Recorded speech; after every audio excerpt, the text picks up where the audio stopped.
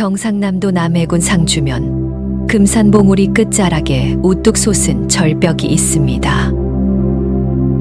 해발 681m, 하늘과 바다가 맞닿은 그 경계선 위에 보리암이라는 작은 암자가 자리 잡고 있지요. 이곳에 서면 망망대해 쪽빈 물결이 발 아래로 아득히 펼쳐지고 수평선 너머에서 떠오르는 해를 가장 먼저 맞이할 수 있답니다. 한려수도의 368개 섬들이 마치 부처님 손바닥 위에 놓인 염주알처럼 점점이 흩어져 있는 풍경은 그 자체로 극락정토의 모습이라 해도 과언이 아닙니다. 신라시대부터 이 금산은 신성한 산으로 여겨져 왔는데 산 전체가 기암괴석으로 이루어져 마치 거대한 용이 바다에서 솟아오른 형상을 하고 있기 때문이지요. 그래서 옛사람들은 이곳을 보광산이라 불렀고 훗날 조선 태조 이성계가 이곳에서 기도하여 왕위에 오른 뒤 비단을 덮어준다는 의미의 금산으로 이름을 바꾸었다고 전해집니다. 보리암은 우리나라 3대 관음성지 중 하나로 손꼽히는 곳입니다. 강화도 보문사, 양양 낙산사와 더불어 관세음보살의 상주처로 여겨지는 이 신령스러운 암자에는 1400여 년 전부터 수많은 이들의 간절한 기도가 스며 있지요. 사람들은 말합니다. 이곳에서 지성으로 빌면 관세음보살이 반드시 응답하신다고요. 실제로 조선의 태조가 등극 전에 이곳에서 100일 기도를 드렸고 수많은 왕비와 귀인들이 이곳을 찾아 소원을 빌었다고 하지 않습니까? 바다를 향해 우뚝 선 해수관음상은 중생의 고통을 굽어 살피시며 그 자비로운 눈길이 닿는 곳마다 구원의 손길이 미친다고 믿어져 왔습니다. 오늘 제가 들려드릴 이야기는 바로 이 보리암이 처음 세워지게 된 전설입니다. 지금으로부터 1300여 년 전 한 구도자가 목숨을 걸고 이 절벽 위에서 관세음보살을 친견하기 위해 처절한 수행을 했던 이야기이지요. 그분이 바로 원효대사입니다. 저는 오늘 그분의 입을 빌려, 아니, 그분이 되어 여러분께 그날의 일을 낱낱이 전해드리려 합니다. 자, 본격적으로 시작하기 전에 구독과 좋아요 버튼을 살짝 눌러보세요. 댓글에 나무아미탑을 남겨주시면 그 공덕이 여러분께 평안으로 돌아가길 축원드립니다. 이제 1300년 전 그 절벽 위로 함께 가보시지요. 저는 원효라 합니다. 서라벌에서 태어나 어린 나이에 출가하여 이 세상 고통의 근원을 찾아 헤매던 한 사람의 수행자에 불과합니다. 사람들은 저를 대산이 성인이니 부르지만 저 자신은 그저 진리를 향해 기어가는 한 마리 벌레에 지나지 않았지요.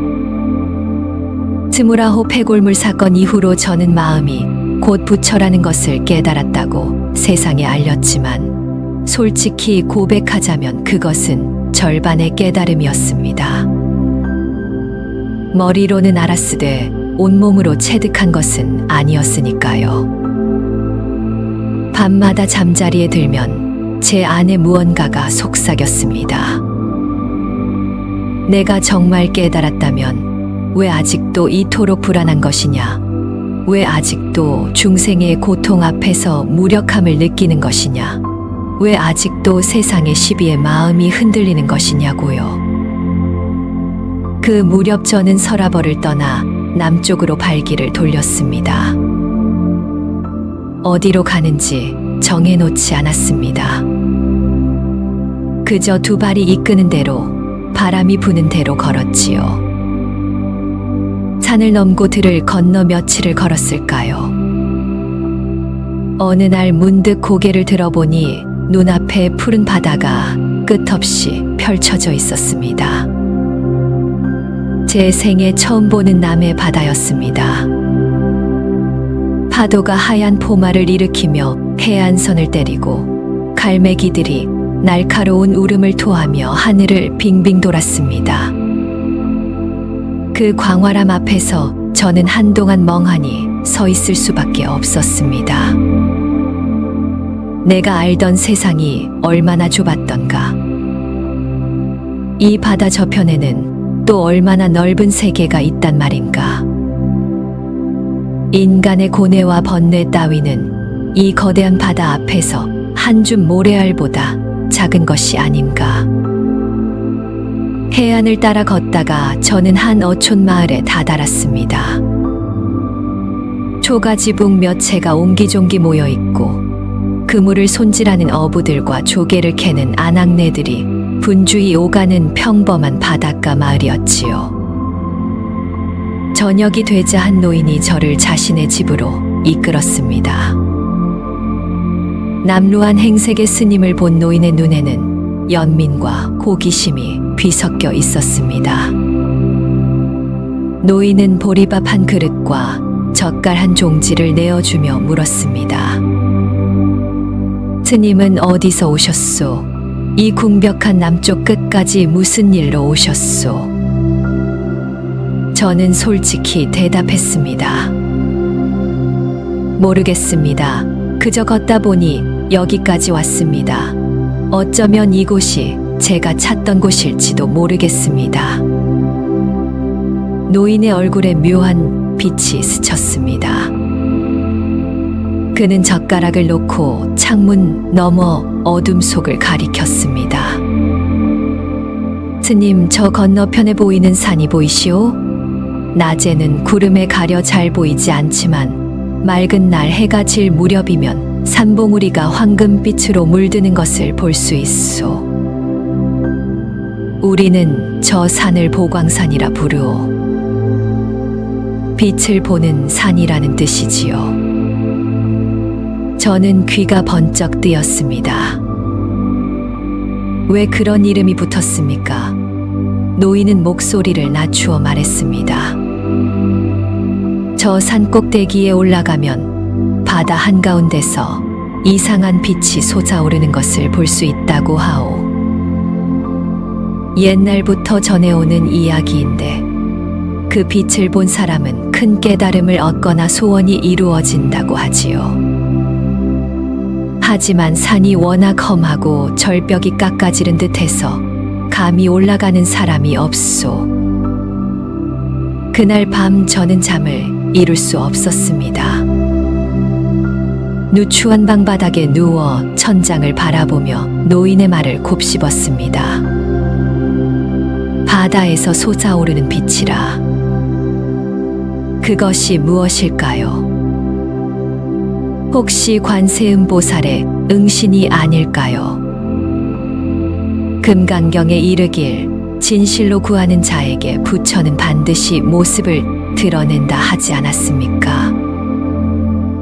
제 안에서 무언가가 꿈틀거리기 시작했습니다. 30여 년 동안 찾아 헤매던 그 무엇이 저 산 꼭대기에서 저를 기다리고 있는 듯한 느낌이 온몸을 휘감았습니다. 아, 이것이구나. 제 발이 저를 이곳으로 이끈 이유가 바로 이것이구나.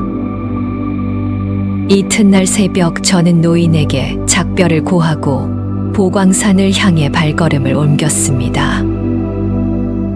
해안을 따라 걷다가 작은 배를 얻어 타고 바다를 건넜습니다. 파도가 출렁일 때마다 조각배가 위태롭게 흔들렸지만 저는 두려움보다 기대가 앞섰습니다. 배에서 내린 저는 산 아래 작은 포구 마을에서 하룻밤을 묵은 뒤 다음 날 해가 뜨자마자 산길에 올랐습니다. 길이라 부르기도 민망한 바위 틈 사이를 기어오르고 덩굴에 감긴 나무 뿌리를 붙잡고 몸을 끌어올렸습니다. 손바닥이 까지고 무릎이 쓸려 피가 났지만 저는 멈추지 않았습니다. 산중턱을 지날 때쯤 저는 이상한 것을 보았습니다. 바위 위에 새겨진 불상이었습니다. 누가 언제 새긴 것인지 알 수 없었지만 분명 사람의 손으로 만든 것이 틀림없었습니다. 바위 표면에 얕게 파인 선들이 관세음보살의 형상을 이루고 있었지요. 저는 그 앞에 무릎을 꿇고 합장했습니다. 관세음보살님, 저 원효가 당신을 뵙고자 이 먼 길을 왔습니다. 부디 저에게 당신의 참모습을 보여주소서. 한참을 기도하다 눈을 떴을 때 바위 불상 너머로 산봉우리가 보였습니다. 아직 반도 오르지 못했다는 것을 깨달았습니다. 오후가 되어서야 저는 산 꼭대기에 다다랐습니다. 숨이 턱까지 차올랐고 다리가 후들거렸습니다. 하지만 그 모든 피로는 눈앞에 펼쳐진 광경을 보는 순간 싹 사라져 버렸습니다. 하늘과 바다가 하나로 이어진 무한의 푸름이 제 두 눈을 가득 채웠습니다. 수평선은 활처럼 휘어져 지구가 둥글다는 것을 증명하는 듯했고 그 위로 뭉게구름들이 양떼처럼 천천히 흘러가고 있었습니다. 저 멀리 점점이 흩어진 섬들이 보였고 그 사이사이로 은빛 물결이 햇살을 받아 반짝거렸습니다. 이것이 극락정토가 아니고 무엇이겠습니까? 저는 주저앉아 한참을 울었습니다. 왜 울었는지는 저도 모릅니다. 감격 때문이었는지 아니면 그동안 품어왔던 모든 고통과 번뇌가 한꺼번에 터져 나온 것인지. 해가 기울기 시작할 무렵이었습니다. 저는 문득 바다 한가운데서 무언가가 반짝이는 것을 보았습니다. 처음에는 파도에 반사된 햇빛인 줄 알았습니다. 하지만 아무리 봐도 보통 빛이 아니었습니다.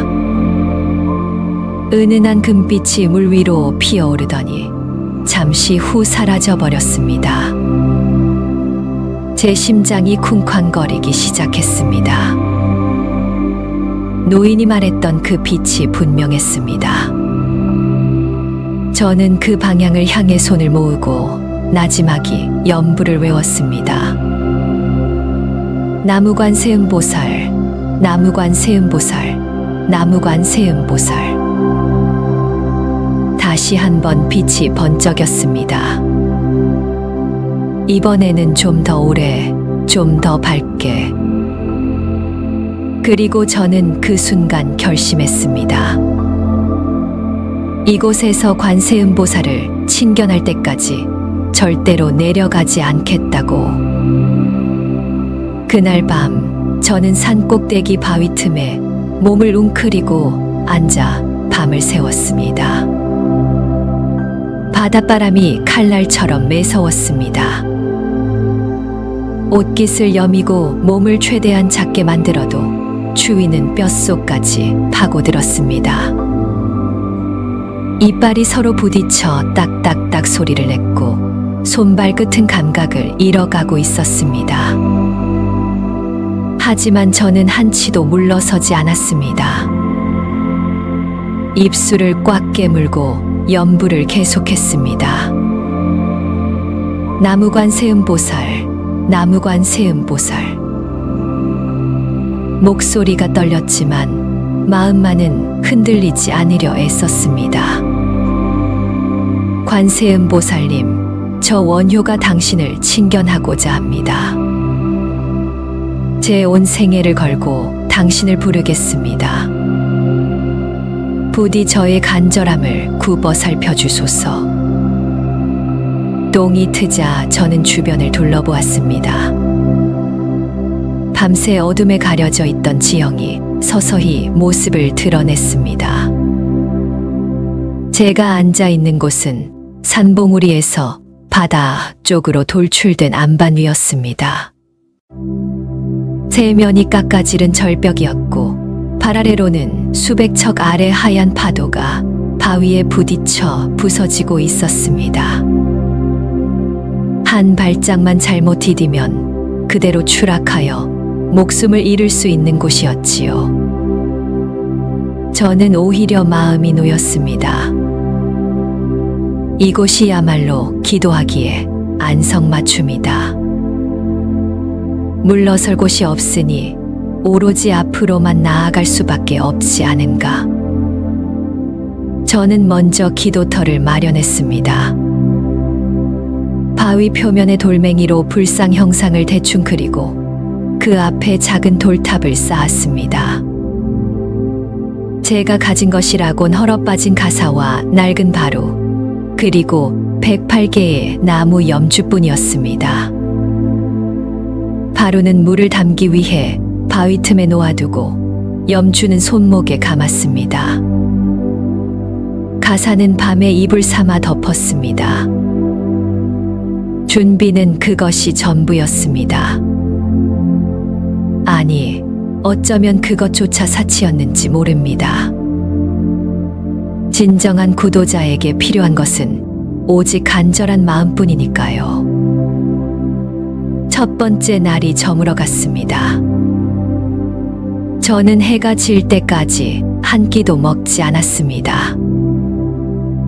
물만 조금 마셨을 뿐입니다. 배에서 꼬르륵 소리가 났지만 저는 개의치 않았습니다. 굶주림 따위가 무슨 대수란 말입니까? 저는 목표를 세웠습니다.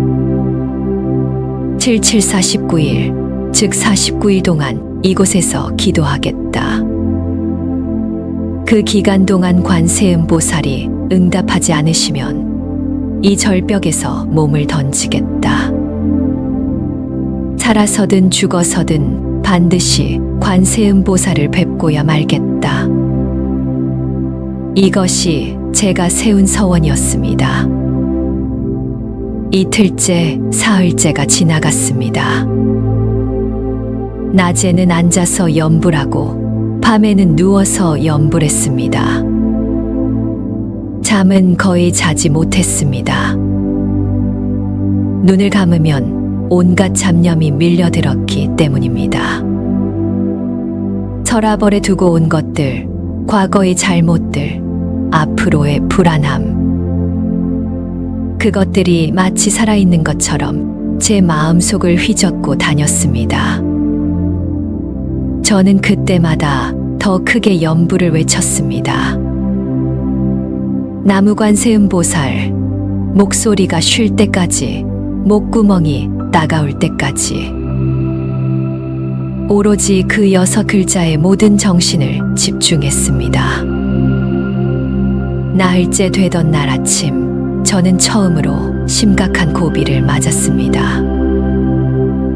너무 굶주린 탓에 몸에 기운이 하나도 없었습니다. 앉아 있는 것조차 힘들었습니다. 눈앞이 핑핑 돌고 귀에서는 윙윙 소리가 났습니다. 잠깐이라도 뭔가를 먹어야겠다는 생각이 머리를 스쳤습니다. 산에는 도토리나 산딸기라도 있지 않을까. 저는 비틀거리며 일어섰습니다.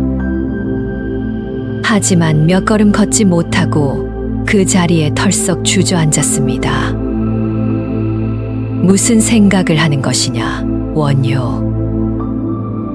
내가 세운 서원이 무엇이었느냐? 목숨을 걸겠다 하지 않았느냐? 그런데 겨우 나흘 만에 포기하려 하느냐? 저는 이를 악물었습니다. 차라리 굶어 죽는 한이 있더라도 이 자리를 떠나지 않겠다. 닷새째, 엿새째. 몸이 급격히 쇠약해지는 것이 느껴졌습니다. 살이 빠지기 시작했습니다. 볼이 푹 꺼지고 갈비뼈가 도드라졌습니다. 손등을 보면 핏줄이 파랗게 비쳐 보였습니다. 하지만 이상하게도 정신은 점점 맑아지는 듯 했습니다. 마치 육체라는 무거운 짐을 하나씩 내려놓으면서 영혼이 가벼워지는 것 같았지요. 연불 소리도 달라졌습니다. 처음에는 입으로 외치던 것이 이제는 마음으로 외쳐지는 느낌이었습니다. 나무관 세음보살. 소리 없이 마음속으로 부르는데도 그 울림이 온몸을 가득 채웠습니다. 2일째 되던 날 저녁이었습니다. 해가 수평선 아래로 가라앉고 하늘이 붉은 빛에서 보랏빛으로 다시 검은 빛으로 변해갈 때였습니다. 저는 바다를 바라보며 염불하고 있었습니다. 그때 또다시 그 빛이 나타났습니다. 처음 봤을 때보다 훨씬 선명하고 강렬했습니다. 금빛이 물 위로 둥글게 퍼져나가더니 잠시 후 하늘로 솟구쳐 올랐습니다. 제 심장이 멎는 것 같았습니다. 저도 모르게 벌떡 일어났습니다. 관세음보살님, 저를 보시는 겁니까? 저 원효가 여기 있습니다. 빛은 한동안 그 자리에 머물러 있다가 서서히 사라져갔습니다. 저는 무릎을 꿇고 엎드려 절을 올렸습니다. 이마가 바위에 닿아 피가 났지만 아픔을 느끼지 못했습니다. 오로지 감격과 희열만이 온몸을 가득 채웠습니다. 하지만 아직 끝난 것이 아니었습니다. 빛을 보았을 뿐 관세음보살의 진신을 친견한 것은 아니었으니까요. 저는 다짐을 새로이 했습니다. 더 간절히, 더 치열하게 기도하리라. 내 온 존재를 불살라서라도 반드시 관세음보살을 뵙고야 말리라. 그날 밤부터 저는 잠을 완전히 끊었습니다. 밤새도록 앉아서 염불하고 낮에도 쉬지 않고 염불했습니다. 잠이 쏟아지면 손등을 꼬집거나 바위에 머리를 박았습니다. 눈꺼풀이 스르르 감기면 일어나서 걸었습니다. 절벽 끝을 아슬아슬하게 왔다 갔다 하면서 염불했습니다. 열흘이 지났습니다. 이제 제 몸은 사람의 형체를 간신히 유지하고 있을 뿐이었습니다. 피부가 바짝 마르고 뼈가 붉어져 나왔습니다. 누가 보면 살아있는 해골이라 할 만했지요. 물조차 제대로 마시지 못해 입술이 갈라지고 피가 맺혔습니다. 목소리는 이미 쉬어서 나오지 않았습니다. 하지만 마음속 염불은 멈추지 않았습니다. 나무관세음보살, 나무관세음보살. 한 글자 한 글자가 심장 박동과 함께 울려 퍼졌습니다. 보름째 되던 날, 저는 처음으로 환청을 들었습니다. 어디선가 누군가가 제 이름을 부르는 것 같았습니다. 원효야, 원효야. 고개를 돌려보았지만 아무도 없었습니다. 바람 소리일까? 아니, 분명히 사람 목소리였습니다. 원효야, 그만 포기해. 이대로 가다간 죽어. 내려가. 저는 귀를 막았습니다. 마귀의 속삭임이다. 현혹되지 말자. 저는 더 크게 염불했습니다. 입에서 소리가 나오지 않아 온몸으로 염불했습니다. 온 존재가 하나의 염불이 되어 관세음보살을 부르고 있었습니다. 스무 날이 되자 기이한 일이 일어나기 시작했습니다. 낮인지 밤인지 구분이 되지 않았습니다. 눈을 떠도 뜬 것 같지 않고 눈을 감아도 감은 것 같지 않았습니다. 현실과 꿈의 경계가 무너지는 느낌이었습니다. 어느 순간 저는 제 몸 위에 떠 있는 듯한 경험을 했습니다. 아래를 내려다보니 바위 위에 해골처럼 마른 사람이 앉아 염불하고 있었습니다. 저 사람이 나인가? 너무나도 낯설었습니다. 언제 저렇게까지 여의었단 말인가? 저는 다시 제 몸 안으로 돌아왔습니다. 온몸이 뻣뻣하고 움직일 때마다 뼈가 삐걱거리는 소리가 났습니다. 25째 되던 날 새벽이었습니다. 동쪽 하늘이 희부옇게 밝아올 무렵 저는 또다시 그 빛을 보았습니다. 하지만 이번에는 빛만이 아니었습니다.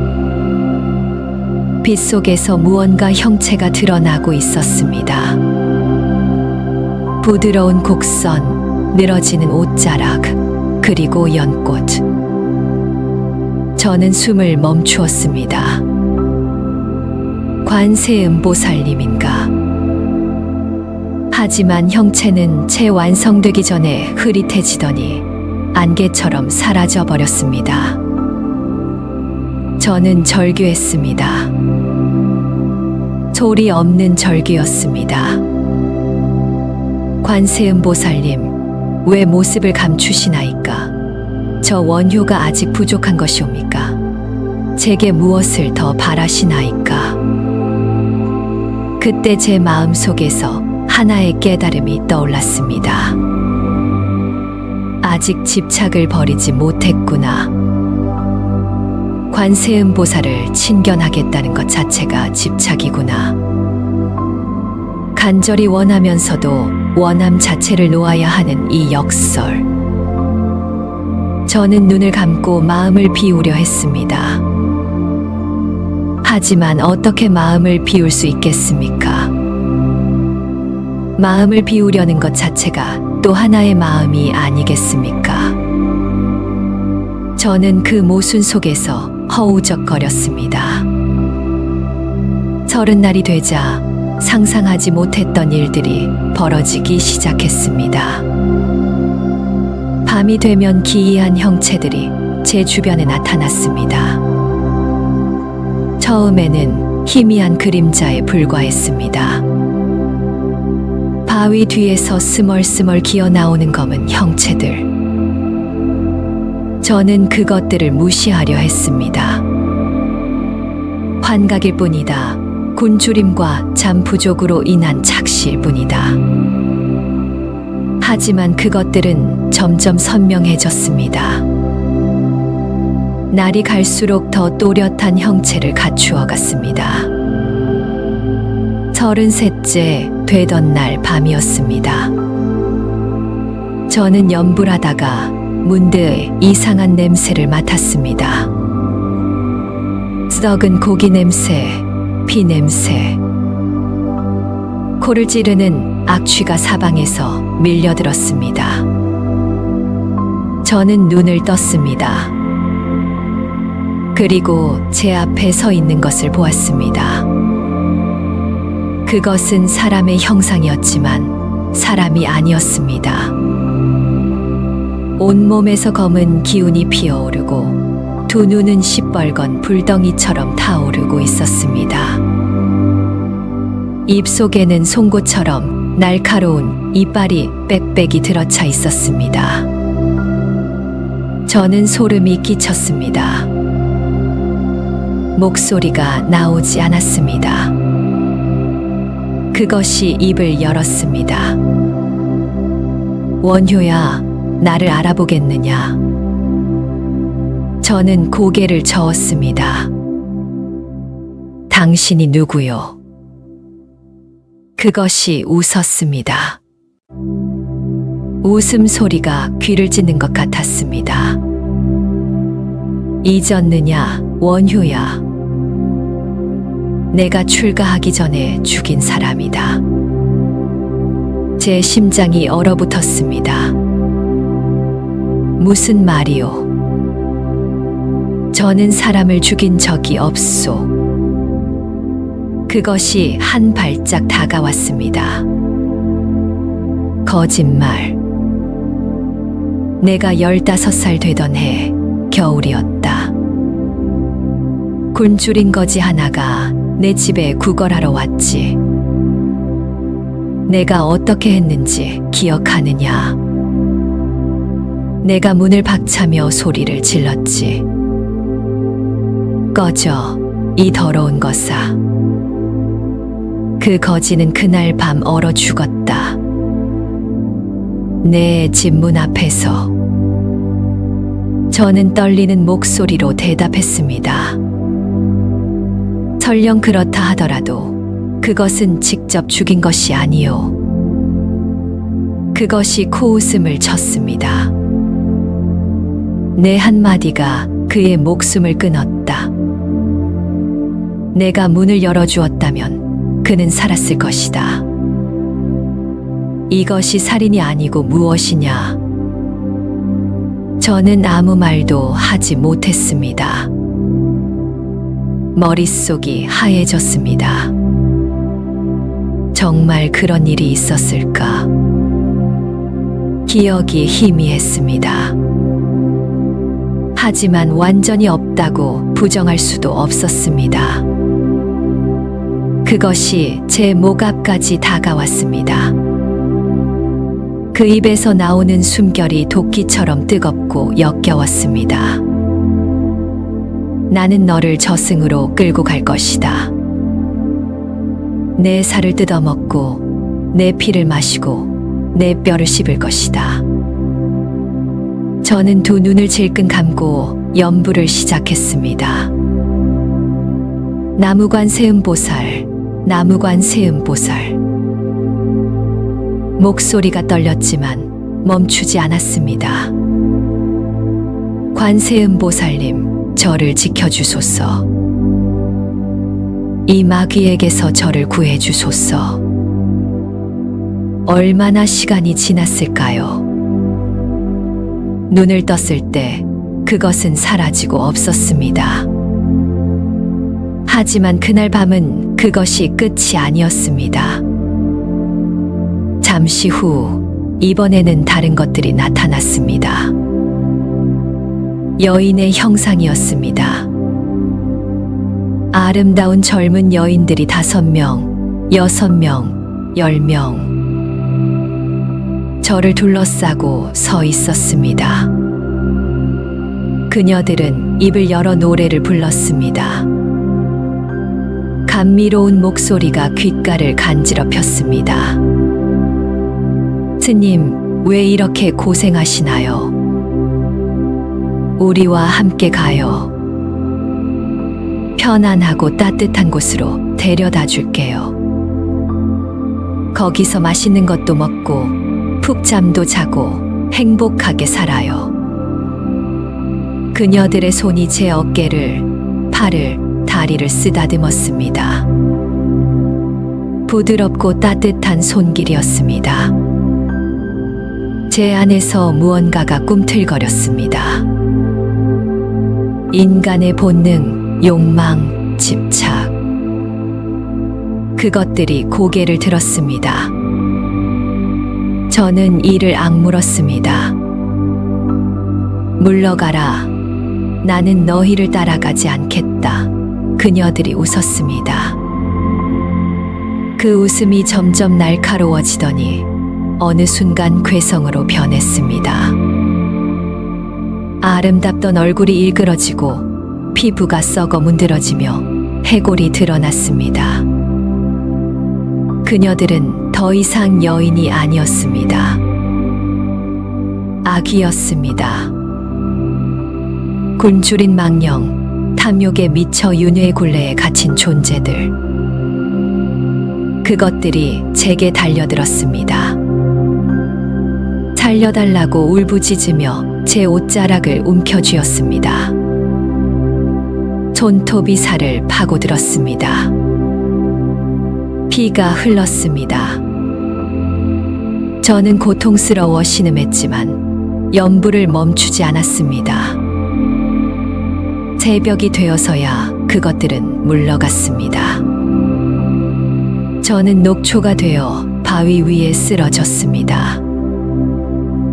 온몸이 상처투성이었습니다. 긁힌 자국, 물린 자국, 멍든 자국. 환각이라면 왜 이렇게 아픈 것일까? 저는 혼란스러웠습니다. 진짜인가, 가짜인가?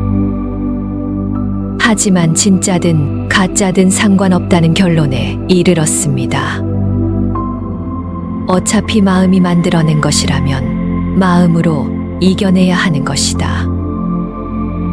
35째 날부터는 더 끔찍한 것들이 나타났습니다. 지옥의 풍경이 눈앞에 펼쳐졌습니다. 바위 위에 앉아있던 저는 어느새 불타는 땅 위에 서 있었습니다. 사방에서 비명이 들렸습니다. 쇠꼬챙이에 꿰인 사람들, 펄펄 끓는 가마솥에 삶기는 사람들, 칼날 숲 사이를 걷다가 온몸이 찢기는 사람들. 피냄새, 살타는 냄새, 절망의 냄새가 코를 찔렀습니다. 저도 그 중 하나였습니다. 옥졸이 저를 끌어당겼습니다. 소머리를 한 옥졸이 저를 쇠사슬로 묶고 말머리를 한 옥졸이 저를 불구덩이 쪽으로 끌고 갔습니다. 저는 버둥거렸습니다. 저는 아직 죽지 않았소. 여기는 저승이요. 제가 올 곳이 아니요. 옥졸이 웃었습니다. 내가 올 곳이 아니라고. 내가 지은 업을 생각해봐라. 내가 저지른 죄를 헤아려 봐라. 내가 상처 준 사람들, 내가 외면한 사람들, 내가 버린 사람들. 그 원한이 얼마나 깊은지 아느냐. 저는 입을 다물었습니다. 할 말이 없었습니다. 부정할 수 없는 진실이었으니까요. 저도 인간입니다. 살아오면서 수많은 잘못을 저질렀습니다. 의도했든 의도하지 않았든 제 행동으로 인해 상처받은 사람들이 분명히 있었습니다. 불구덩이가 코앞이었습니다. 뜨거운 열기가 얼굴을 달궜습니다. 피부가 타들어가는 것 같았습니다. 저는 눈을 감고 관세음보살을 불렀습니다. 관세음보살님, 저를 구해주소서. 제가 죄인임을 압니다. 하지만 저는 참회하겠습니다. 남은 생을 바쳐 제 업을 씻겠습니다. 부디 한 번만 더 기회를 주소서. 그 순간 어디선가 맑은 종소리가 울렸습니다. 땡, 땡, 땡. 그 소리와 함께 지옥의 풍경이 흐릿해지더니 사라져버렸습니다. 저는 다시 바위 위에 앉아 있었습니다. 해가 막 떠오르고 있었습니다. 37째 날, 제 몸은 더 이상 사람의 형태를 유지하기 어려운 지경이었습니다. 뼈와 가죽만 남았습니다. 피부는 바짝 말라 갈라지고 틈 사이로 피고름이 흘렀습니다. 손톱과 발톱이 빠지기 시작했습니다. 머리카락이 한 움큼씩 빠졌습니다. 이가 흔들렸습니다. 입에서 피 냄새가 났습니다. 저는 죽어가고 있었습니다. 하지만 멈출 수 없었습니다. 이제 와서 멈추면 지금까지의 고통이 모두 헛것이 되어버리니까요. 38째 날 밤 가장 무서운 것이 나타났습니다. 그것은 저 자신이었습니다. 또 다른 원효가 제 앞에 서 있었습니다. 하지만 그 원효는 건강하고 살찌고 행복해 보였습니다. 그가 입을 열었습니다. 이 바보야, 뭘 하는 거냐?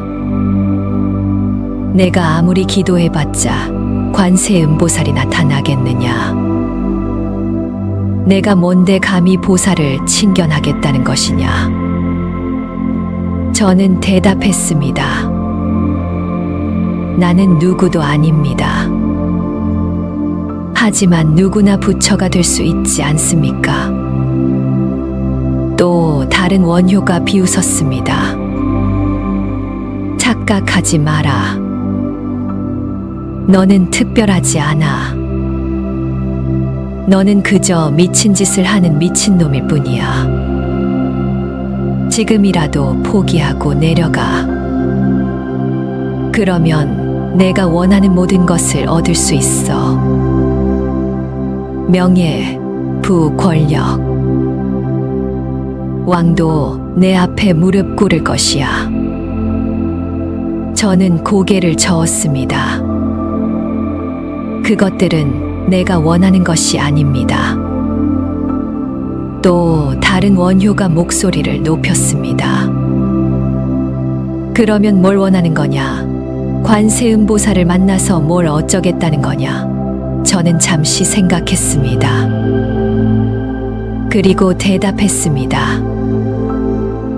모르겠습니다. 다만 알고 싶을 뿐입니다. 진리가 무엇인지, 고통을 어떻게 벗어날 수 있는지, 어떻게 하면 중생을 도울 수 있는지. 또 다른 원효가 피식 웃더니 안개처럼 흩어져 버렸습니다. 40날이 되었습니다. 저는 더 이상 앉아 있을 힘조차 없었습니다. 바위에 기대어 겨우 몸을 지탱했습니다. 눈앞이 흐릿했습니다. 귀에서는 끊임없이 이명이 울렸습니다. 숨 쉬는 것조차 고통스러웠습니다. 하지만 염불은 계속되었습니다. 더 이상 입으로 외치는 것이 아니었습니다. 심장이 뛰는 것 자체가 염불이었습니다. 쿵, 나무, 쿵, 관세음, 쿵, 보살. 그렇게 저는 죽음의 문턱에서 간신히 버티고 있었습니다. 43째 날, 저는 환각인지 현실인지 모를 것을 보았습니다. 바다 위로 거대한 용이 솟아올랐습니다. 비늘이 무지개 빛으로 빛나고 눈에서는 번개가 쏟아졌습니다. 용이 입을 열어 포효했습니다. 그 소리가 산을 울렸습니다. 저는 두려웠습니다. 하지만 두려움보다 더 큰 것이 있었습니다. 호기심이었습니다. 저 용은 무엇일까? 관세음보살의 사자일까? 아니면 또 다른 마귀일까? 용이 제 쪽으로 다가왔습니다. 거대한 머리가 제 코앞에 섰습니다. 뜨거운 숨결이 제 얼굴에 닿았습니다. 용이 말했습니다. 주행자여, 그대의 정성이 대단하구나. 하지만 아직 마지막 관문이 남아있도다. 그것을 넘어서면 그대가 찾는 것을 얻으리라. 저는 물었습니다. 마지막 관문이 무엇입니까? 용이 대답하지 않고 사라져 버렸습니다. 저는 눈을 비볐습니다. 환각이었을까? 하지만 용이 있던 자리에 뭔가가 남아 있었습니다. 작은 조개 껍데기 하나. 저는 그것을 집어들었습니다. 분명히 실체가 있었습니다. 손으로 만져지는 딱딱한 껍데기. 환각이 어떻게 물건을 남길 수 있겠습니까? 저는 그 조개 껍데기를 가슴에 품고 다시 연부를 시작했습니다. 45째 날, 저는 죽음을 각오했습니다. 아니, 이미 반쯤 죽어 있었습니다. 몸은 시체나 다름없었습니다. 살이 썩어 문드러지기 시작했습니다. 피부 밑에서 구더기가 꿈틀거렸습니다. 구린내가 코를 찔렀습니다. 하지만 이상하게도 고통은 느껴지지 않았습니다. 마치 다른 사람의 몸을 보는 것 같았습니다. 저는 그저 그 몸 안에 깃든 의식일 뿐이었습니다. 의식만은 맑았습니다. 아니, 오히려 그 어느 때보다 맑았습니다. 마치 구름 한 점 없는 가을 하늘처럼. 그날 저녁 무렵이었습니다. 바다 위로 해가 기울고 수평선이 붉게 물들 때였습니다. 저는 바다를 바라보며 염불하고 있었습니다. 그때 갑자기 모든 것이 멈추었습니다. 바람이 멈추었습니다. 파도 소리가 멈추었습니다. 갈매기 울음소리가 멈추었습니다. 세상이 고요해졌습니다. 숨이 막힐 것 같은 정적이었습니다. 그리고 저는 그것을 보았습니다. 바다 한가운데서 빛이 솟아올랐습니다. 지금까지 봐왔던 그 빛과는 차원이 달랐습니다. 눈을 뜨고 볼 수 없을 만큼 밝고 따뜻하고 아름다웠습니다. 빛이 점점 커지더니 하늘 전체를 덮었습니다.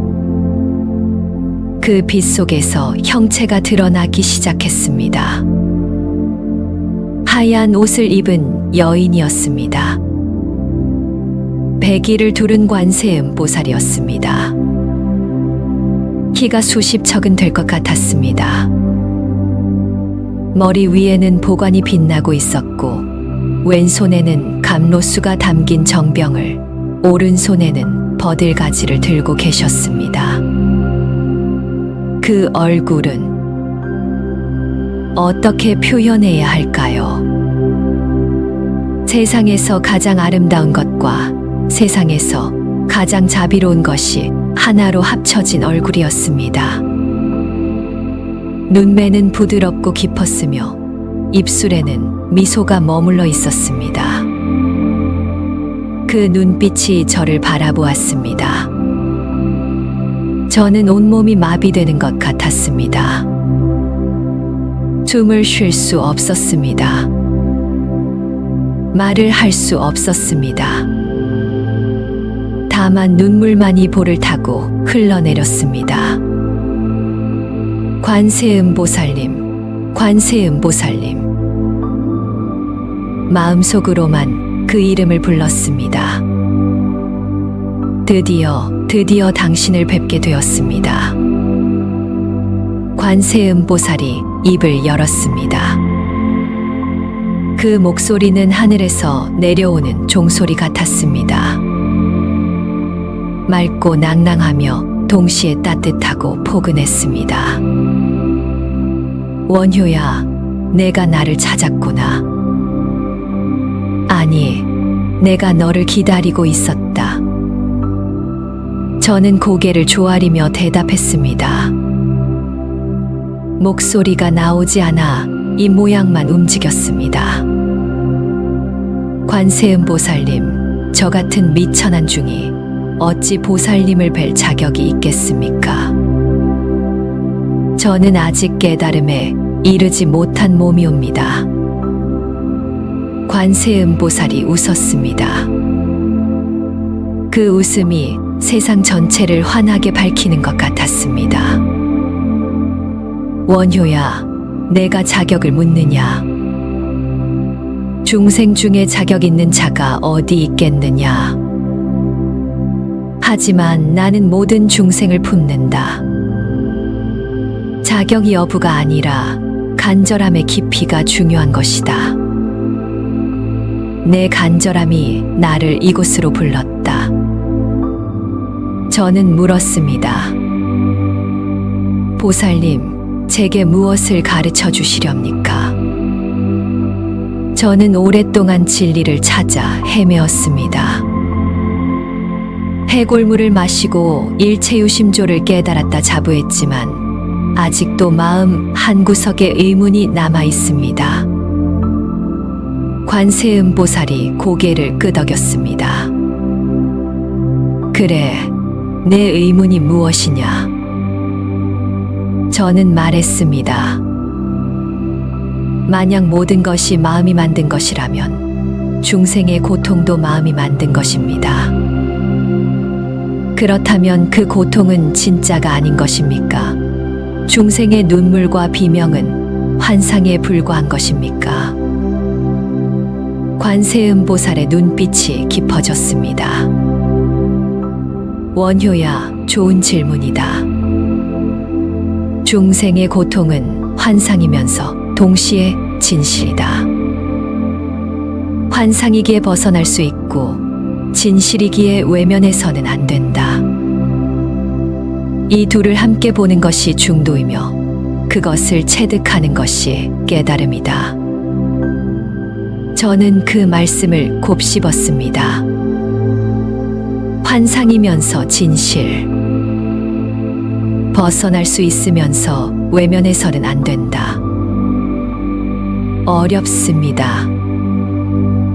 하지만 무언가 희미하게 이해되는 것 같았습니다. 관세음보살이 말을 이었습니다.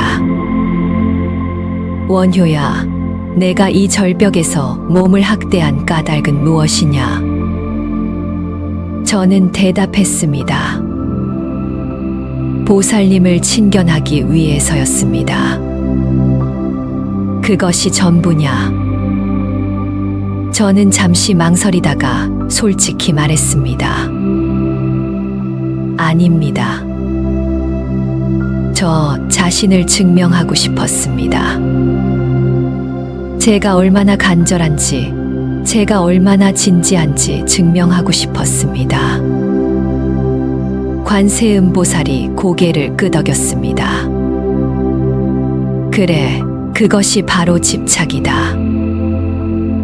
자기 자신에 대한 집착. 깨달음을 얻겠다는 집착. 그 집착이 너를 이곳까지 끌고 왔지만 동시에 그 집착이 너를 가두고 있었다. 저는 충격을 받았습니다. 그렇다면 제가 한 이 모든 것이 헛된 것이었습니까? 관세음보살이 미소 지었습니다. 헛되지 않다. 집착 없이는 이곳에 오지 못했을 것이다. 하지만 이제 그 집착을 놓아라. 사다리를 오른 뒤에는 사다리를 버려야 다음 층으로 올라갈 수 있는 법이다. 저는 눈을 감았습니다. 놓아라. 집착을 놓아라. 하지만 어떻게? 저는 관세음보살에게 물었습니다. 보살님, 어떻게 집착을 놓을 수 있습니까? 관세음보살이 오른손의 버들가지를 제 쪽으로 뻗었습니다. 버들잎 끝에서 이슬 한 방울이 맺혀 있었습니다. 그 이슬이 제 이마 위로 떨어졌습니다. 차가운 물방울이 피부에 닿는 순간 저는 알 수 없는 전율을 느꼈습니다. 온몸에 전기가 흐르는 것 같았습니다.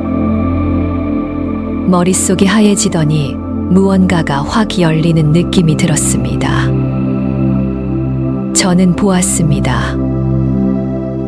제 삶 전체가 한눈에 들어왔습니다.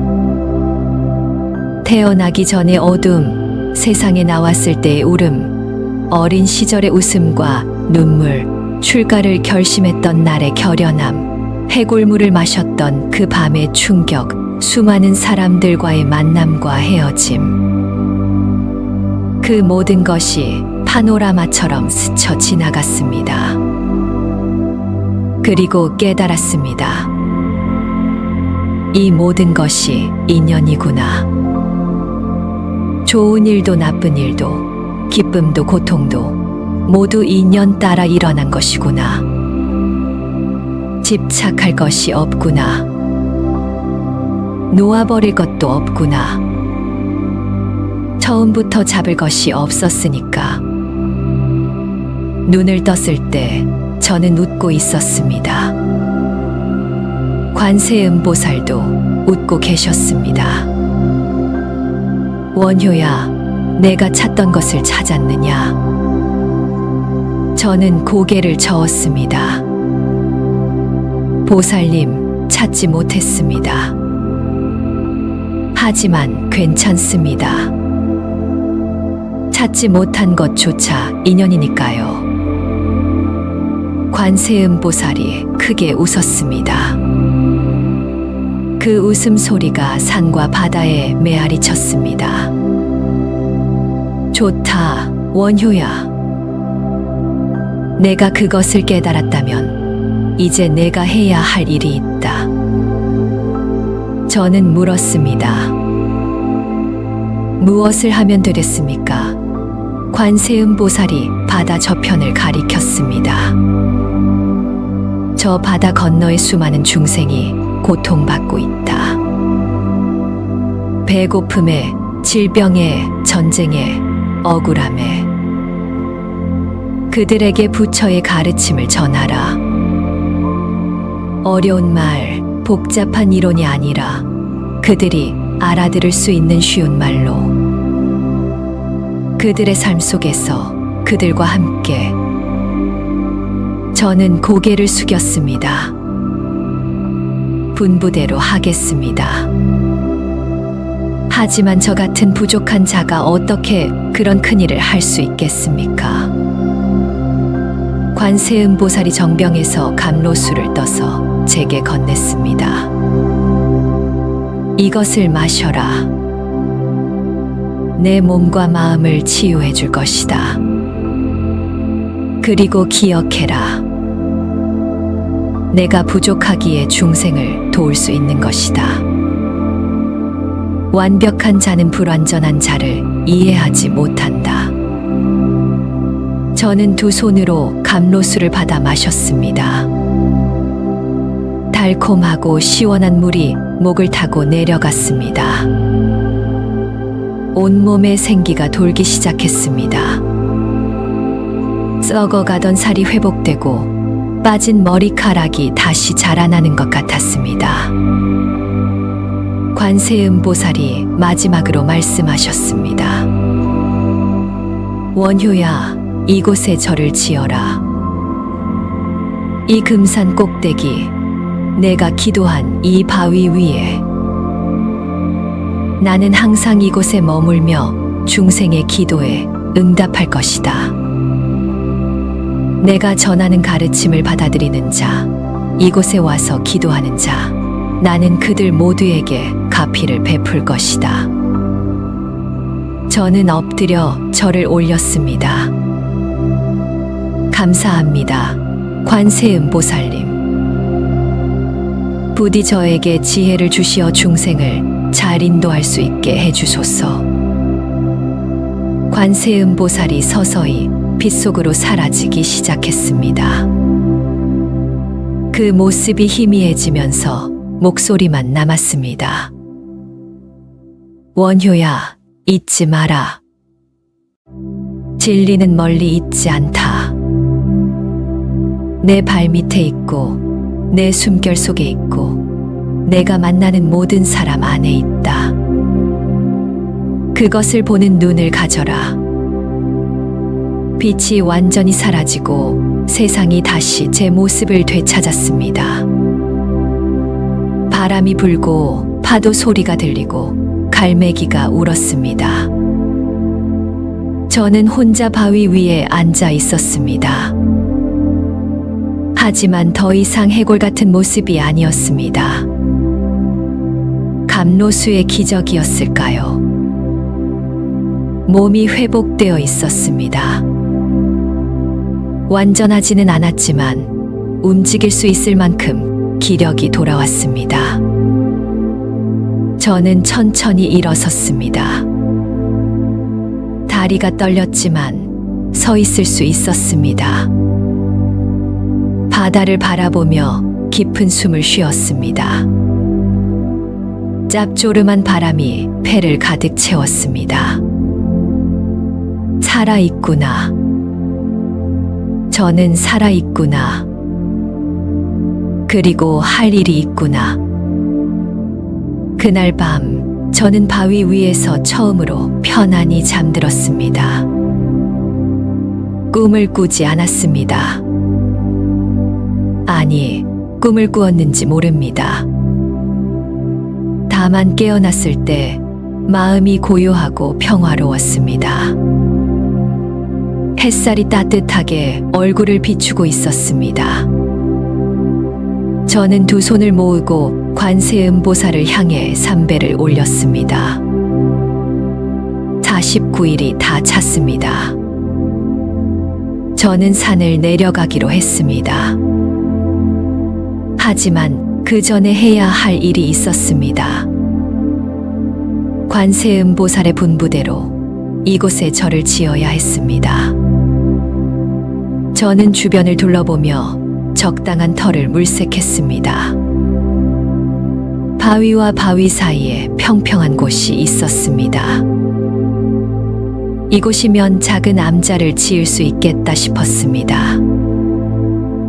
저는 돌멩이를 모아 대충 윤곽을 잡았습니다. 기둥이 설 자리, 법당이 들어설 자리, 요사체가 있을 자리. 물론 혼자 힘으로 절을 짓기는 어려웠습니다.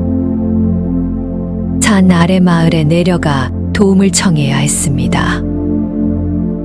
저는 마지막으로 바다를 향해 합장했습니다. 관세음보살님, 저 원효가 다녀오겠습니다. 반드시 돌아와 이곳에 당신의 거처를 마련하겠습니다. 바람이 불어왔습니다. 마치 대답이라도 하듯이 저는 미소 지으며 산을 내려가기 시작했습니다. 산길을 내려오면서 저는 많은 생각을 했습니다. 관세음보살이 말씀하신 것이 무엇이었던가? 쉬운 말로 중생의 삶 속에서 그들과 함께. 저는 그동안 너무 어렵게 불법을 전하려 했던 것인지도 모릅니다. 산스크리트 원전을 공부하고 난해한 경전을 해석하고 복잡한 논리를 펼치고, 하지만 그것이 굶주린 농부에게 무슨 소용이 있겠습니까? 병든 아이를 안고 우는 어머니에게 무슨 위로가 되겠습니까? 전쟁터에서 죽어가는 병사에게 무슨 희망이 되겠습니까? 저는 결심했습니다. 앞으로는 거리로 나가겠다. 광장에서, 저자거리에서, 논밭에서 사람들과 만나겠다. 그들의 말을 배우고 그들의 아픔을 이해하고 그들의 삶에 스며들겠다. 그래서 그들이 이해할 수 있는 방식으로 부처의 가르침을 전하겠다. 그것이 관세음보살이 제게 맡긴 사명이니까요. 산 아래 마을에 도착했을 때 해가 중천에 떠 있었습니다. 마을 사람들이 저를 보고 깜짝 놀랐습니다. 한 달 반 전에 산으로 올라간 스님이 살아 내려왔으니까요. 그들은 저를 둘러싸고 질문을 퍼부었습니다. 스님, 어디서 뭘 하셨소? 무사하시오? 어떻게 살아계신 거요? 저는 웃으며 대답했습니다. 산 꼭대기에서 기도했소. 관세음보살을 뵈었소. 그분께서 이곳에 절을 지으라 하셨소. 도와줄 사람이 있겠소. 마을 사람들이 서로 얼굴을 쳐다보았습니다. 한 노인이 나섰습니다. 스님, 정말 관세음보살을 뵈었단 말이오? 저는 고개를 끄덕였습니다. 그래요. 바다에서 빛이 솟아오르더니 백이관음이 나타나셨소. 노인의 눈이 커졌습니다. 그것이 우리 어르신들이 대대로 전해온 전설이오. 보광산에서 빛을 보는 자에게 큰 복이 있다고. 그렇다면 스님은 정녕 특별한 분이시오. 저는 손을 저었습니다. 저는 특별하지 않소. 다만 간절했을 뿐이오. 누구라도 간절히 원하면 관세음보살을 만날 수 있소. 노인이 무릎을 꿇었습니다. 스님, 저희를 가르쳐 주시오. 저희도 관세음보살의 가피를 받고 싶소. 다른 마을 사람들도 하나둘씩 무릎을 꿇었습니다. 저는 그들을 일으키며 말했습니다. 좋소, 내가 절을 짓는 것을 도와주시오. 그러면 그곳에서 함께 기도하고 부처님의 가르침을 나누겠소. 그렇게 보리암 건립이 시작되었습니다. 마을 사람들이 나무를 베어 기둥을 만들고 돌을 깎아 주춧돌을 놓았습니다. 여인들은 음식을 만들어 날랐고 아이들은 작은 돌멩이를 옮겼습니다. 저도 함께 일했습니다. 삽을 들고 땅을 팠고 도끼를 들어 나무를 찍었습니다. 손에 굳은 살이 박이고 허리가 아팠지만 마음은 기뻤습니다. 이것이 수행이구나. 책상 앞에 앉아 경전을 읽는 것만이 수행이 아니구나. 땀 흘려 일하고 사람들과 어울리고 함께 밥을 먹는 것도 수행이구나. 공사는 석 달이 걸렸습니다. 마침내 작은 암자가 완성되었습니다. 법당 하나, 요사체 하나, 그리고 작은 종로. 법당 안에는 관세음보살상을 모셨습니다. 마을의 한 석공이 정성을 다해 깎은 것이었습니다. 백의를 입고 왼손에 정병을, 오른손에 버들가지를 든 관세음보살. 제가 친견한 그 모습 그대로였습니다. 저는 그 앞에 엎드려 절을 올렸습니다. 관세음보살님, 약속대로 당신의 거처를 마련하였나이다. 부디 이곳에 머무시며 중생의 기도에 응답해 주소서. 암자의 이름을 무엇으로 할까 고민했습니다. 처음에는 관음암이라 할까 했지만 뭔가 부족한 느낌이 들었습니다. 며칠을 고민하던 어느 날 밤 꿈에 관세음보살이 나타나 말씀하셨습니다. 보리암이라 하라. 보리, 즉 깨달음의 암자라는 뜻이다. 이곳에서 깨달음을 구하는 자는 반드시 얻으리라. 저는 잠에서 깨어나 암자 현판에 보리암이라 새겼습니다. 그것이 오늘날까지 전해지는 이름입니다. 보리암을 세운 뒤 저는 한동안 그곳에 머물렀습니다. 매일 새벽 기도를 올리고 마을 사람들을 가르쳤습니다. 어려운 불경 대신 쉬운 이야기로 부처님의 가르침을 전했습니다. 농부에게는 씨를 뿌리고 거두는 것에 빗대어 인과응보를 설명했고, 어부에게는 바다와 물고기를 예로 들어 윤회를 이야기했습니다. 아이들에게는 재미있는 우화를 들려주었습니다. 사람들은 고개를 끄덕이며 들었습니다. 이해했다는 눈빛으로. 그러던 어느 날 서라벌에서 소식이 왔습니다. 의상 스님이 저를 찾는다는 것이었습니다.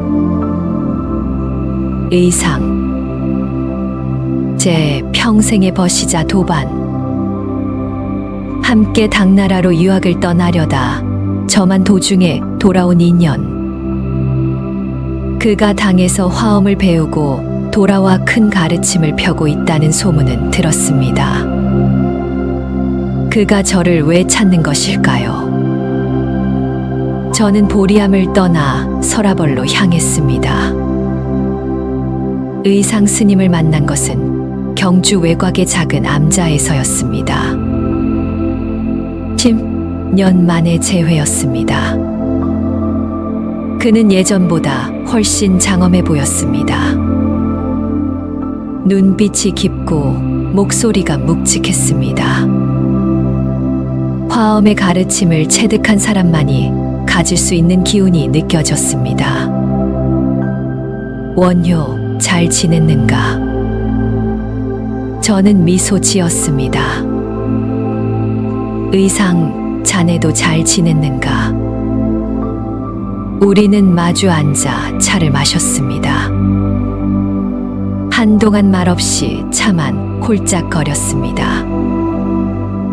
그리고 의상이 먼저 입을 열었습니다. 들었네, 남해에서 관세음보살을 친견했다면서. 저는 고개를 끄덕였습니다. 그랬네. 49일 동안 목숨을 걸고 기도했더니 마지막에 보살님이 모습을 드러내셨네. 의상이 감탄했습니다. 대단하네. 나도 당에서 수많은 고승을 만났지만 관음진 신을 친견했다는 사람은 만나지 못했네. 저는 겸손하게 대답했습니다. 내가 뛰어나서가 아닐세. 그저 간절했을 뿐이네. 의상이 고개를 저었습니다. 아니네, 원효. 간절함도 능력이네. 누구나 간절할 수 있는 것이 아니니까. 의상이 본론을 꺼냈습니다. 원효, 내가 자네를 찾은 이유가 있네. 저는 귀를 기울였습니다. 무엇인가? 의상이 말했습니다. 나는 화엄의 가르침을 펴고 있지만 그것은 학생들을 위한 것이네. 머리가 좋고 경전을 이해할 수 있는 사람들을 위한 가르침이지. 하지만 이 나라의 대부분은 글도 못 읽는 백성들이 아닌가. 그들에게는 다른 가르침이 필요하네. 저는 고개를 끄덕였습니다. 나도 그렇게 생각하네. 관세음보살도 그렇게 말씀하셨네. 쉬운 말로 중생의 삶 속에서 그들과 함께 하라고. 의상이 미소 지었습니다. 그것이 자네의 역할이네, 원효. 나는 높은 곳에서 가르치고 자네는 낮은 곳에서 가르치게.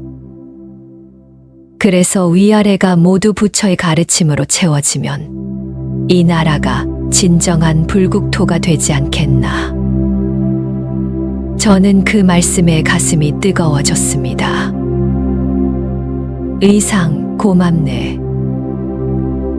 자네 덕분에 내 길이 더욱 분명해졌네. 서라벌을 떠나 저는 전국을 떠돌기 시작했습니다. 산간 마을, 바닷가 어촌, 도성의 저자거리. 저는 어디든 가리지 않고 갔습니다. 사람이 있는 곳이면 어디든지. 가끔 주막에서 술을 마시기도 했습니다. 스님이 왜 술을 마시느냐고 욕하는 사람도 있었지만 저는 개의치 않았습니다. 술 마시는 사람들 속에 들어가야 그들과 이야기할 수 있으니까요.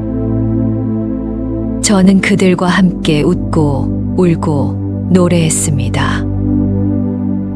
그러면서 자연스럽게 부처님의 이야기를 들려주었습니다. 어느 마을에서는 이런 일이 있었습니다. 한 청년이 저를 찾아왔습니다. 그는 부모의 원수를 갚아야 한다며 괴로워했습니다. 스님, 저는 어떻게 해야 합니까? 원수를 죽이면 죄를 짓는 것이고 죽이지 않으면 불효를 하는 것입니다. 저는 그에게 물었습니다. 내 부모는 원수가 죽기를 바라겠느냐, 아니면 내가 잘 사는 것을 바라겠느냐? 청년이 잠시 생각하다가 대답했습니다. 아마도 제가 잘 사는 것을 바라실 겁니다. 저는 고개를 끄덕였습니다. 그렇다면 복수가 효도가 아니구나. 원수를 미워하느라 내 인생을 낭비하는 것도 효도가 아니구나. 청년의 눈에서 눈물이 흘러내렸습니다. 스님, 하지만 이 분노를 어떻게 합니까? 저는 말했습니다. 분노를 없애려 하지 마라. 다만 바라보아라. 분노가 일어나면 일어나는구나 하고 사라지면 사라지는구나 하고, 그것을 계속하다 보면 어느 날 분노가 너를 지배하지 못하게 될 것이다. 또 어느 마을에서는 아이를 잃은 어머니를 만났습니다. 그녀는 며칠째 밥도 먹지 않고 울고만 있었습니다. 스님, 제 아이가 죽었습니다. 저도 죽고 싶습니다. 저는 그녀 곁에 앉아 아무 말 없이 함께 있었습니다. 한참을 그러고 있다가 천천히 입을 열었습니다. 당신 아이는 지금 어디 있을까요? 어머니가 고개를 들었습니다. 모르겠습니다. 어디 갔을까요? 저는 말했습니다. 불교에서는 죽음이 끝이 아니라고 합니다. 영혼은 다시 태어납니다. 당신 아이도 지금 어딘가에서 새로운 삶을 살고 있을 겁니다. 어쩌면 다시 당신의 자식으로 태어날지도 모릅니다. 어머니의 눈에 빛이 돌았습니다. 정말인가요? 저는 고개를 끄덕였습니다. 그러니 당신도 잘 살아야 합니다. 살아서 공덕을 쌓아야 다음 생에 다시 만날 수 있으니까요. 이렇게 저는 수많은 사람을 만나고 수많은 이야기를 나누었습니다. 때로는 제가 가르치고 때로는 제가 배웠습니다. 가장 어리석어 보이는 사람에게서 가장 깊은 지혜를 얻을 때도 있었습니다. 관세음보살이 말씀하신 대로였습니다. 진리는 멀리 있지 않다. 발밑에 있고 숨결 속에 있고 만나는 모든 사람 안에 있다. 세월이 흘렀습니다. 제 머리가 희끗희끗해지고 얼굴의 주름이 깊어져 갔습니다. 몸도 예전 같지 않았습니다. 젊은 시절에는 하루에 100리를 걸어도 끄떡없었는데 이제는 10리만 걸어도 숨이 찼습니다. 하지만 마음만은 여전히 젊었습니다. 아니, 나이가 들수록 오히려 마음이 맑아지는 것 같았습니다. 어린 시절 품었던 의문들, 청년 시절 안고 있던 고뇌들이 하나씩 녹아 사라져갔습니다.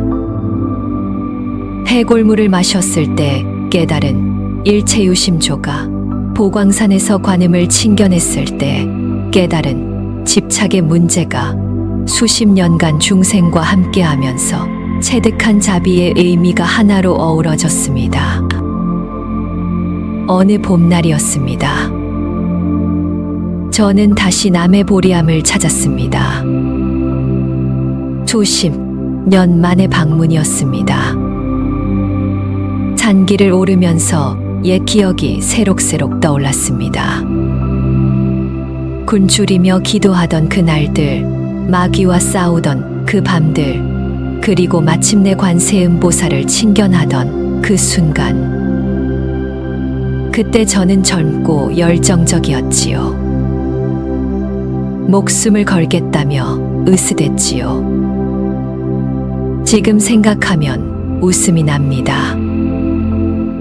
그때 저는 아무것도 모르면서 모든 것을 안다고 착각했으니까요. 보리암은 예전보다 많이 커져 있었습니다. 제가 세운 작은 암자가 제법 그럴듯한 절로 변해 있었습니다. 법당도 2채가 되었고 요사채도 늘어났습니다. 수행하는 스님들과 기도하러 온 신도들이 보였습니다. 저는 남루한 행색으로 경내에 들어섰습니다. 아무도 저를 알아보지 못했습니다. 젊은 스님 하나가 다가와 물었습니다. 어르신, 어디서 오셨습니까? 저는 웃으며 대답했습니다. 먼 곳에서 왔네. 이 절을 누가 세웠는지 알겠는가? 젊은 스님이 의아한 표정으로 말했습니다. 원효대사께서 세우셨다고 전해지는데 어르신은 왜 물으시오? 저는 대답 대신 법당으로 향했습니다. 관세음보살상 앞에 무릎을 꿇었습니다. 예전 그 불상이 아니었습니다. 더 크고 화려한 불상으로 바뀌어 있었습니다. 하지만 상관없었습니다. 형상이 중요한 게 아니니까요. 저는 눈을 감고 관세음보살을 불렀습니다. 관세음보살님, 저 원효가 다시 왔습니다. 제가 맡은 일을 충실히 했는지 모르겠습니다. 부족한 점이 많았을 겁니다. 하지만 저는 최선을 다했습니다. 이제 저도 늙었습니다. 머지않아 이 몸을 벗어야 할 것입니다. 그때 당신 곁에 가도 되겠습니까? 바람이 불어왔습니다. 아니, 바람이 아니었습니다. 무언가가 제 어깨를 감싸는 느낌이었습니다. 따뜻하고 부드러운 손길. 귓가에 목소리가 들렸습니다. 원효야, 잘했다. 내가 간 길이 곧 보살의 길이었다. 저는 눈물이 핑 돌았습니다. 감사합니다, 보살님. 당신 덕분에 제 삶에 의미가 있었습니다. 보리암에서 내려온 뒤 저는 제 생의 마지막 여정을 시작했습니다. 제가 만났던 사람들, 가르쳤던 제자들, 인연을 맺었던 절들을 하나하나 찾아다녔습니다. 마지막 인사를 하고 싶었습니다. 아니, 인사보다는 확인하고 싶었습니다. 제가 뿌린 씨앗이 제대로 자라고 있는지. 제 제자 중 하나인 태현을 찾아갔습니다. 그는 이제 중년이 되어 한 절의 주지로 있었습니다. 저를 보자 그는 황급히 달려와 저를 올렸습니다. 스승님, 어찌 이렇게 찾아오셨습니까? 저는 그의 손을 잡아 일으켰습니다. 태현아, 내가 잘하고 있는지 보러 왔다. 태현이 송구스러운 표정을 지었습니다. 저 같은 부족한 자가 무슨 잘하는 게 있겠습니까? 저는 웃었습니다. 그렇게 생각하면 잘하고 있는 것이다. 스스로를 대단하다 여기면 그때부터 잘못하게 되니까. 저는 태현에게 중요한 이야기를 들려주었습니다. 내가 보광산에서 관세음보살을 칭견했을 때 보살님이 무엇을 말씀하셨는지 아느냐? 태현이 고개를 저었습니다. 모르겠습니다. 저는 천천히 말했습니다. 보살님은 내게 집착을 놓으라 하셨다. 깨달음에 대한 집착, 자기 자신에 대한 집착. 태현아, 너는 주지로서 절을 잘 운영하고 싶을 것이다. 신도들을 잘 이끌고 싶을 것이다.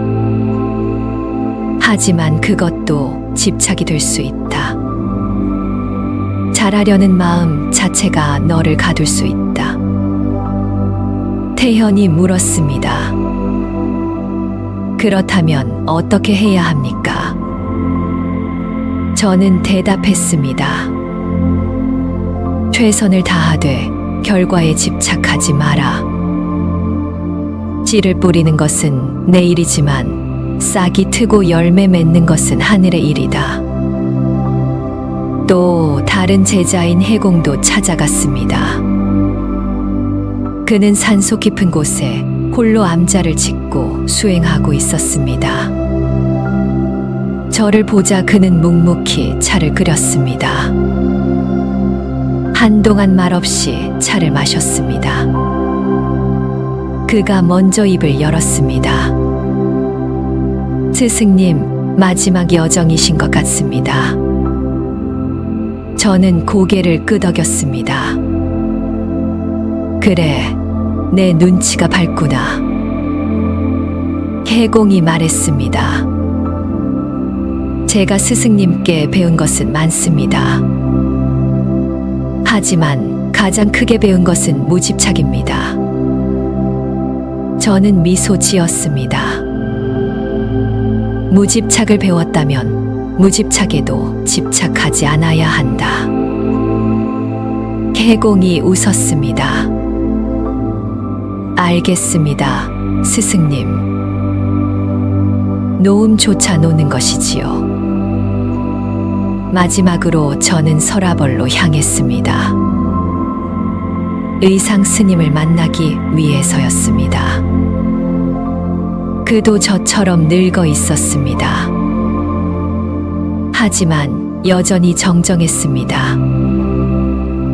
우리는 마주 앉아 오랜 시간 이야기를 나누었습니다. 젊은 시절의 추억부터 지금까지의 삶까지. 의상이 말했습니다. 원효, 우리가 함께 당나라로 가려다 자네만 돌아간 것이 천만다행이네. 만약 자네도 당해갔다면 이 나라에 누가 백성들을 위한 불법을 전했겠는가? 저는 고개를 저었습니다. 의상, 그것은 자네 덕분이네. 자네가 나를 믿어주고 나의 역할을 인정해 주었기에 내가 당당히 걸어올 수 있었네. 의상이 물었습니다. 원효, 자네 삶에서 가장 큰 깨달음은 무엇인가? 저는 잠시 생각했습니다. 그리고 대답했습니다. 깨달음이란 특별한 것이 아니라는 깨달음일세. 밥 먹고 잠자고 사람 만나고 일하는 것. 그 모든 것이 깨달음의 현장이더라고. 의상이 고개를 끄덕였습니다. 그래, 화엄에서도 그렇게 말하네. 일즉일체, 일체즉일. 하나가 전체이고 전체가 하나라고. 우리는 서로 마주보며 웃었습니다. 같은 곳을 향해 다른 길로 걸어왔지만 결국 도착한 곳은 같았습니다. 서라벌을 떠나 저는 마지막으로 한 곳을 더 들렀습니다.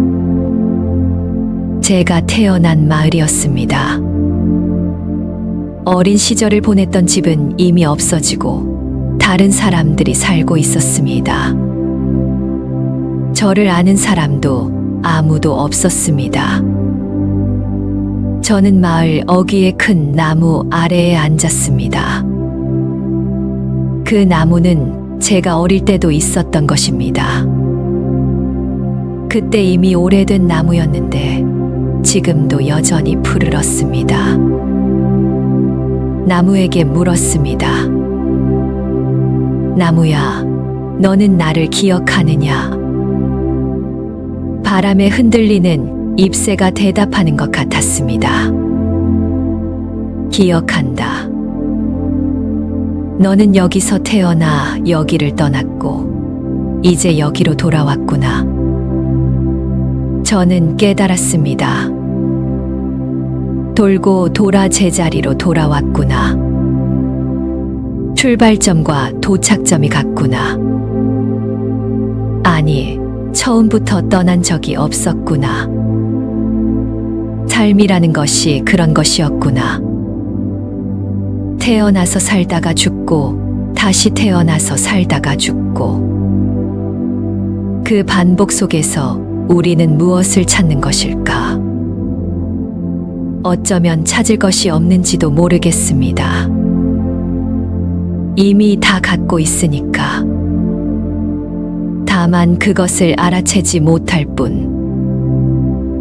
저는 마지막 밤을 그 나무 아래에서 보냈습니다. 하늘에는 별이 총총히 빛나고 바람이 서늘하게 불어왔습니다.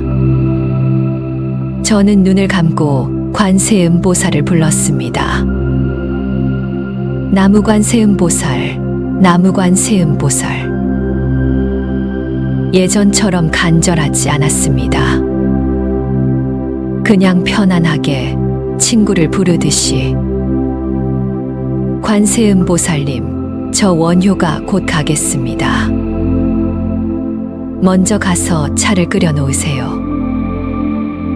다음 날 아침, 저는 다시 길을 떠났습니다.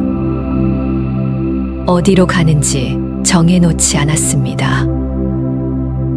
그저 발이 이끄는 대로.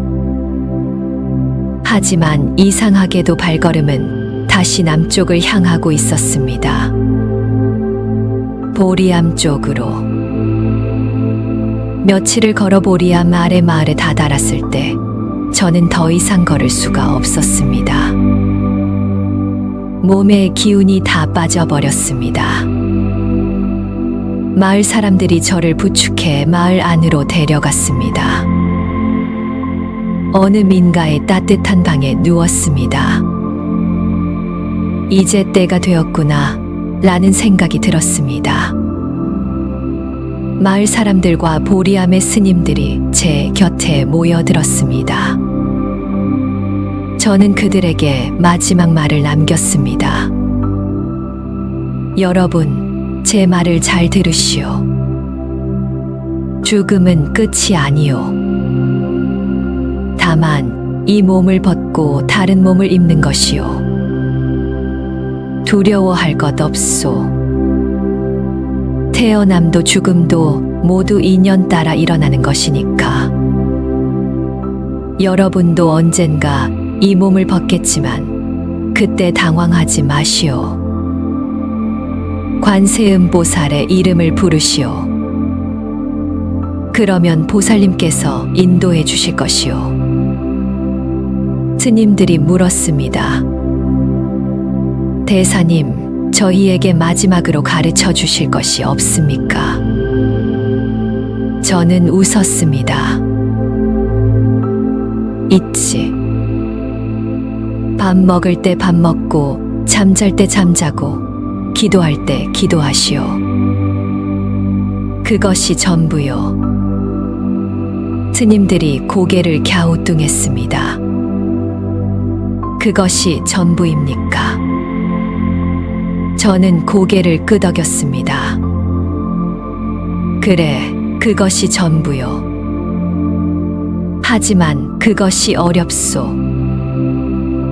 밥 먹을 때 다른 생각하고, 잠잘 때 걱정하고, 기도할 때 잡념이 일어나지 않소. 그것을 극복하는 것이 수행이요. 저는 눈을 감았습니다. 온몸에서 힘이 빠져나갔습니다. 귀에서는 파도 소리가 들렸습니다. 아니, 실제 파도 소리가 아니라 제 마음속 소리였습니다. 바다. 보광산 위에서 바라보던 그 바다. 관세음보살이 나타나셨던 그 바다. 저는 그 바다로 빠져들어가는 것 같았습니다. 따뜻하고 깊은 바다. 저항하지 않았습니다. 그냥 몸을 맡겼습니다. 멀리서 빛이 보였습니다. 금빛. 백의를 입은 형체가 다가오고 있었습니다. 관세음보살이었습니다. 원효야, 왔구나. 저는 합장했습니다. 보살님, 왔습니다.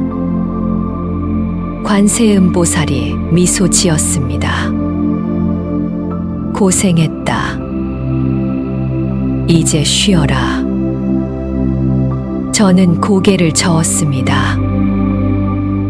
보살님, 저는 쉬고 싶지 않습니다. 아직 할 일이 남았습니다. 관세음보살이 물었습니다. 무슨 일이냐? 저는 대답했습니다. 중생을 구제하는 일이요. 저 세상에는 아직 고통받는 사람들이 너무 많습니다. 저도 다시 태어나 그들을 돕고 싶습니다. 관세음보살이 잠시 침묵했습니다. 그리고 말씀하셨습니다. 원효야, 내 뜻이 그렇다면 그리하라. 하지만 알아두어라. 다시 태어나면 지금의 기억은 사라진다. 내가 누구였는지, 무엇을 깨달았는지 모두 잊게 된다. 그래도 가겠느냐? 저는 고개를 끄덕였습니다. 기억이 없어도 괜찮습니다. 몸이 기억하고 영혼이 기억하니까요. 언젠가 다시 깨달을 것입니다. 관세음보살이 제 이마에 손을 얹었습니다. 따뜻한 기운이 온몸으로 퍼져나갔습니다. 원효야, 내 원대로 하라. 너는 중생과 함께 윤회하며 그들을 이끌 것이다. 언제 어디서 태어나든 너의 본성은 변하지 않을 것이다. 그것이 내가 너에게 주는 축복이다. 빛이 점점 밝아졌습니다. 저는 빛 속으로 녹아들어갔습니다.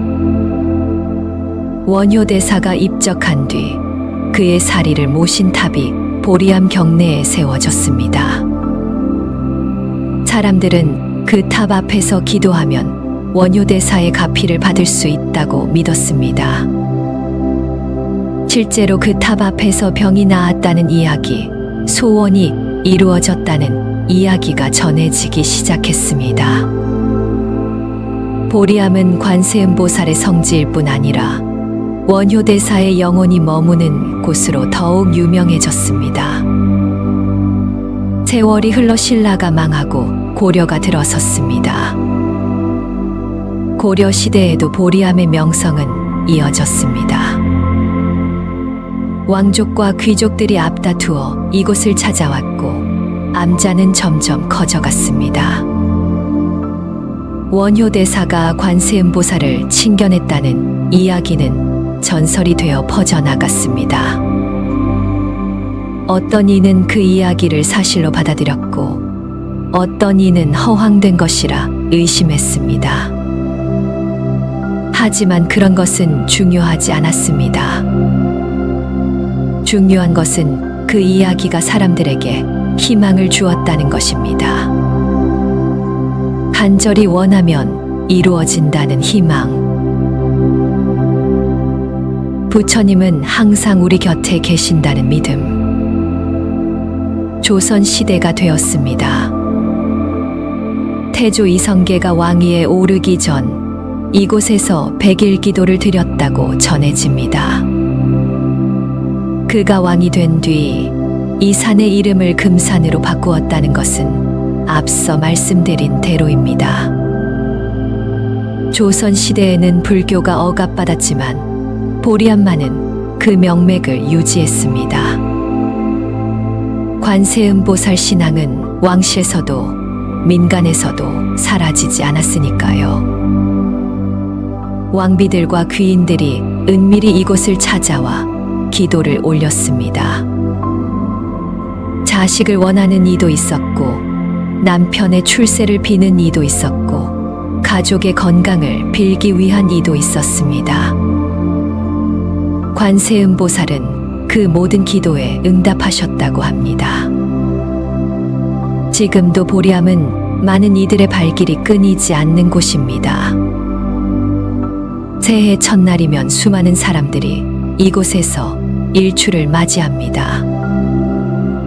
그들은 해수관 음상 앞에 두 손 모으고 새해의 소원을 빕니다.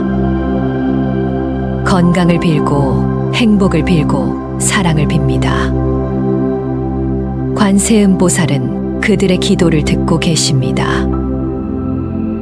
원효대사의 영혼도 어딘가에서 그들을 지켜보고 있을 것입니다.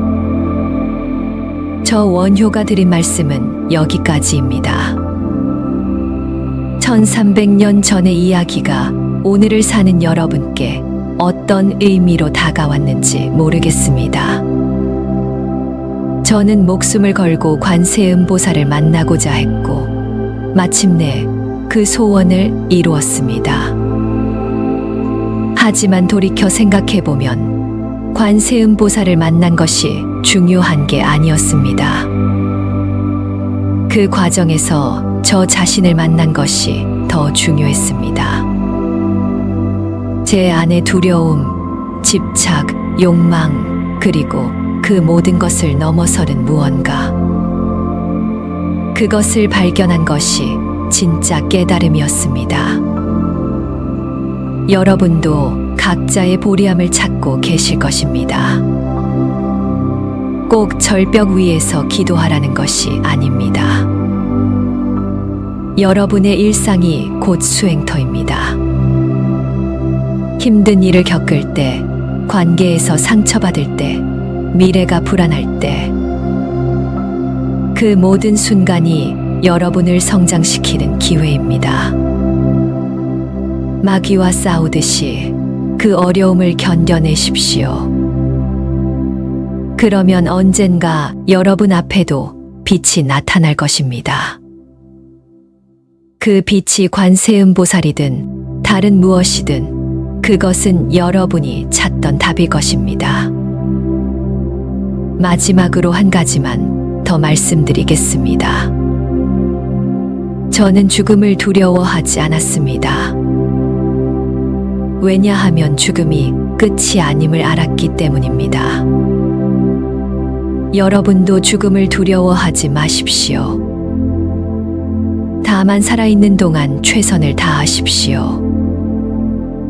사랑하는 사람에게 사랑한다 말하고, 도움이 필요한 사람에게 손을 내밀고, 잘못한 일이 있으면 용서를 구하십시오. 그렇게 살다 보면 언젠가 눈을 감을 때 후회가 없을 것입니다. 이 이야기가 여러분의 마음에 깊은 감동으로 남았기를 바라며 댓글에 나무아미탑을 한 번씩 남겨주시면서 원효대사의 뜻을 함께 기리는 것은 어떨까요? 오늘도 영상 끝까지 시청해 주셔서 감사합니다. 오늘 영상이 재미있으셨다면 구독과 좋아요 부탁드립니다.